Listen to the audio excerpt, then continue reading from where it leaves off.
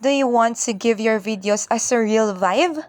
In this tutorial, I'll show you how to create a trippy visual effect in CapCut Mobile by just using built-in video effects and simple adjustments. Let's get started. First, open CapCut app on your mobile device and tap New Project. Select the video you want to edit from your gallery, then tap Add to import it into editing timeline. Next is to tap Effects from the bottom toolbar and select Video Effects. You can now browse to the categories and use the search box to search for Trippy effects.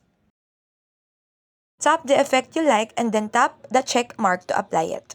To make the effect more eye-catching, tap Adjust and experiment with saturation, speed, or filter depending on the version of CapCut. Once you're done adjusting, you can press the play button to preview your edit before exporting.